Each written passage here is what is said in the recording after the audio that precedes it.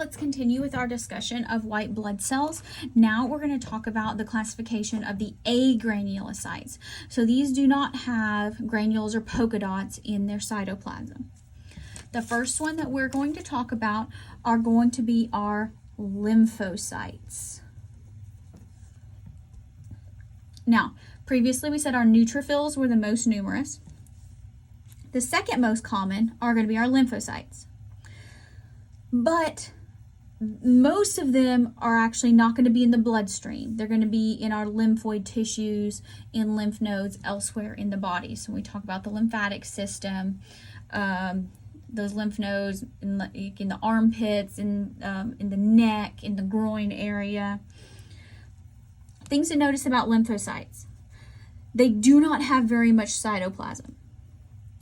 Their nucleus is humongous. And it is dark purple, and it's usually round. So let's kind of draw what this looks like.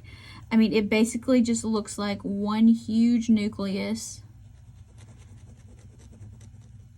And it's going to be dark purple. Again, I know I'm doing this with a blue pen, but you can use your imagination. Okay, there's two types of these lymphocytes.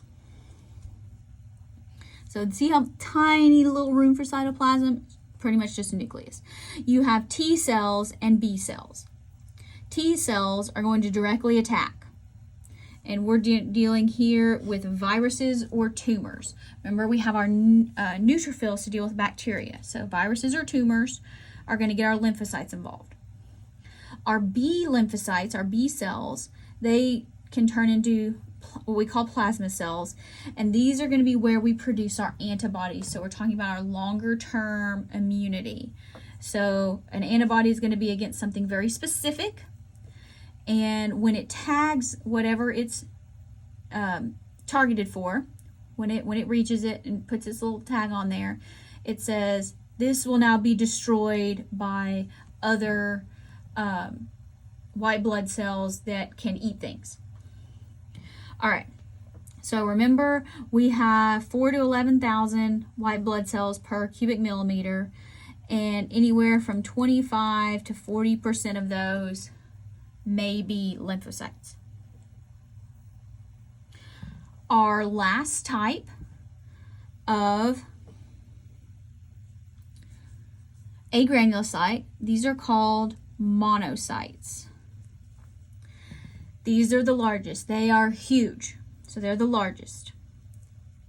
In their cytoplasm, they have a lot of cytoplasm, and their cytoplasm is kind of a grayish blue, so it looks a little bit different. The nucleus stains blue or purple, and it can look like a U or a kidney, depending on how it's oriented. So we'll say this is blue or purple. And then it has a lot more cytoplasm. Notice there's no granules. So if you say, well, this monocyte, U or an S-shaped, how do I know it's not a basophil?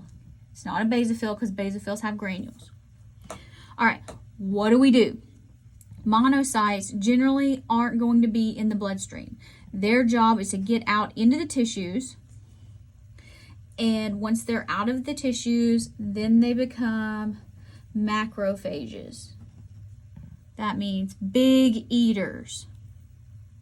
And so they're going to eat viruses, they're going to eat bacterial type, and they can eat parasites. They can also help bring in these T lymphocytes to come along.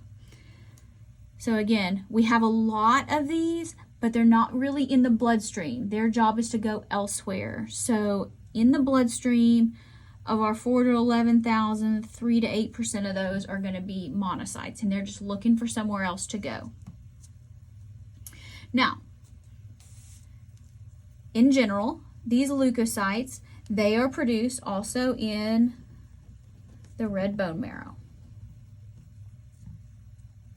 from the hemocytoblast.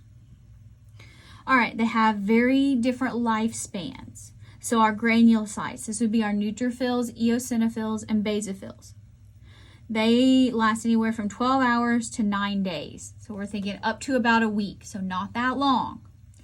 On the other hand, our lymphocytes, if we're talking about our T cells, they can live for several days trying to fight that infection. Or particularly when we're talking about our B cells, they can live for years. And so this is where, you have the extended immunity. This is how vaccines work. We'll talk about that in lecture. Our monocytes, they're going to turn into macrophages, and they live quite a while as well, several months. All right, so how do we kind of put these percentages in order? Here's our acronym. Never let monkeys eat bananas. That sounds silly, right? Good, that's how we remember it. Okay, so N stands for neutrophils. L stands for lymphocyte. M stands for monocyte. E stands for eosinophil.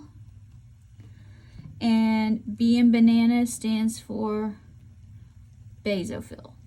So these are most common to least common. Neutrophils, lymphocytes, monocytes, eosinophils, basophils.